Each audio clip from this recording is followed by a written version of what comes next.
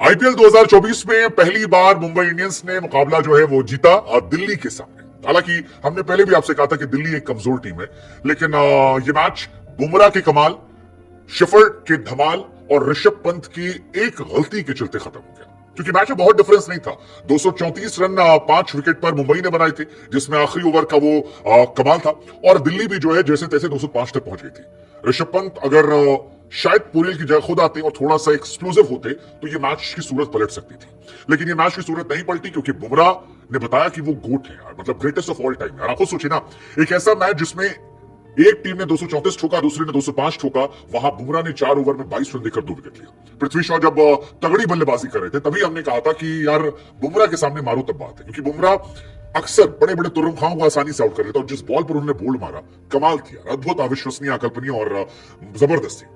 हालांकि मुंबई इंडियंस ने इस मैच में पूरा जुगाड़ कर रखा था कि ये मैच जितना भी है और इस मैच में बू नहीं सुनाई पड़ना, तभी तो शायद लगभग 20,000 लड़के जो है वो स्टेडियम में बैठा दिए गए थे। अब लड़के बेचारे क्या करेंगे, बू या क्या? अब देखने वाली बात है आरसीबी के सामने क्या होगा, क्या आरसीबी और सीएसके के सामने भी बू नहीं होगा, या उस दिन जो है वो कमाल दिखेगा। लेकिन जो भी है, आज मुंबई का दिन था और दिन बुमराह का भी था।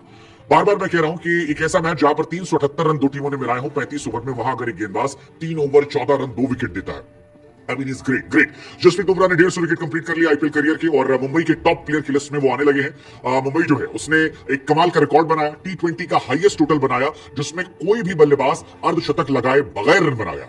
मतलब इतना बड़ा स्कोर और एक भी प्लेयर ने अर्धशतक नहीं लगाया। That was great. Hardik Pandya as a batsman आज उन पर क्वेश्चन रहा, क्योंकि 33 बॉलों पर 39 रन, 118 का strike. I mean that was serious question, लेकिन ऐसा लगा कि हार्दिक के सारे पापों को नीचे शेफर्ड ने धुल दिया, क्योंकि 10 बॉल पर 39 रन की जो उनकी पारी थी वो एक्सप्लोसिव पारी थी, और ऐसी पारी थी जिसके बारे में चर्चाएं लंबे समय तक की जाएंगी। तारीफ इस मैच में क्रिस्टियन स्टब्स की भी होनी चाहिए, क्योंकि दिल्ली कमजोर लग रही थी, दिल्ली के जो कंधे थे झुके हुए थे, लेकिन स्टब्स ने 25 गेंदों पर 71 रन बनाए, 3 चौके 7 छक्के, और 23 साल का लड़का जिस तरह से बल्लेबाजी करते नजर आया, हार के बावजूद उसकी चर्चा होनी चाहिए और उसकी तारीफ होनी चाहिए। लेकिन मेरे हिसाब से ये मैच दिल्ली के हाथ से चला गया 16 ओवर के बाद, क्योंकि 14 ओवर तक दोनों टीम बराबर थी। इनफैक्ट अगर आप दिल्ली का स्टार्ट देखेंगे तो वो 14 ओवर तक ज्यादा बेहतर खेल रहे थे, लेकिन वो जो आखिरी के 4 ओवर थे वहां पर मैच पलट गया। 17वें ओवर में दिल्ली को 17 रन पिटे, 18वें ओवर में 16 रन पिटे, 19वें ओवर में 19 रन, और जो लास्ट ओवर था खास तौर पर जिसमें 32 रन पीटे गए, that was the game changing factor, और वही दोनों टीम में आपको डिफरेंस नजर आ रहा है। क्या कमाल के छक्के चौके जो है वो नौके को मारेंगे, और बड़ी बात है कि नौके को सब मार रहे हैं, मतलब रियान पराग मार रहे हैं जो लड़के हैं, एमएस धोनी मार रहे हैं जो वेटरन है, और यहां पर भी उनकी उतनी कुटाई हुई। 4 ओवर 84 रन अगर आप बनाते हैं आखिरी के, तो फिर ये अद्भुत है, अविश्वसनीय है, और वो दिखाई पड़ा। पहली पर चौका, फिर छक्का, फिर छक्का, फिर छक्का, फिर चौका, फिर छक्का। आई थिंक बहुत ही क्लीन हिटिंग थी, और इसी वजह से रोमारियो शेफर्ड जो है उन्होंने अपने नाम एक ऐतिहासिक रिकॉर्ड बनाया कि वो खिलाड़ी जिन्होंने कम से कम 10 बॉल खेली है उसमें हाईएस्ट स्ट्राइक रेट इन जनाब का हो गया है, जो शानदार है। रोमारियो शेफर्ड 390 का स्ट्राइक रेट था। इससे पहले जो बेस्ट स्ट्राइक रेट था 10 बॉल खेलकर कम से कम, वो पैट कमिंस के नाम था, 373 का। एवी डिविलियर्स के नाम था 372 का, लेकिन इन सारे रिकॉर्ड से बेहतर रिकॉर्ड जो है वो इन्होंने बना दिया है। अगर आप मुंबई की पारी को डिकोड करेंगे तो पहले 15 ओवर में 138 रन थे। शुरुआत में रोहित शर्मा ने जबरदस्त शुरुआत दी थी, लेकिन ऐसा लगा कि रोहित शायद वो 1 रन लेने के चक्कर में अपना विकेट गवा बैठे। मतलब रोहित शर्मा 22 या 23 बॉल पर 49 रन थे, और फिर 3 डॉट बॉल और चौथी पर बोल्ड, वो 1 रन के चक्कर में उन्होंने विकेट गवाया।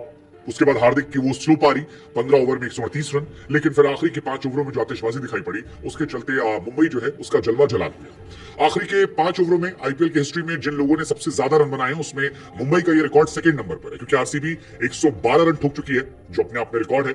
एमआई ने 96 बनाए इस मैच में, और एमआई के ही 96 थे पंजाब के सामने, तो ये अपने आप में भी एक रिकॉर्ड है कि मुंबई इंडियंस में दम है। बुमराह इस आईपीएल में कमाल रहे हैं। पहले मैच में 14 पर 3 विकेट, दूसरे में 36 पर 0 थे, 26 पर 0 थे, इस मैच में 22 पर 0 थे। तो यानी बुमराह इकोनॉमिकल भी हैं, और टी20 क्रिकेट हो या ओडीआई क्रिकेट हो या टेस्ट क्रिकेट हो, बुमराह से बढ़कर कोई नहीं है, बुमराह जैसा कोई नहीं, जस्सी जैसा कोई नहीं। इस मैच में तारीफ पृथ्वी शॉ की भी होनी चाहिए। पृथ्वी शॉ जब से लौटे हैं तब से काफी बेहतर बल्लेबाजी कर रहे हैं, जबरदस्त प्लेयर वो बन रहे हैं, और 31 बॉलों पर अर्धशतक लगाया उन्होंने, कमबैक अच्छा किया। सीएसके के सामने 27 पर 43 थे, केकेआर के सामने फ्लॉप हुए, लेकिन एमआई के सामने फिर अच्छी बल्लेबाजी की, 40 पर 66। हालांकि न जाने मुझे क्यों लग रहा था कि वो बुमराह के सामने नहीं चलेंगे, और क्वालिटी गेंदबाजों के सामने शॉट संघर्ष करते नजर आते हैं।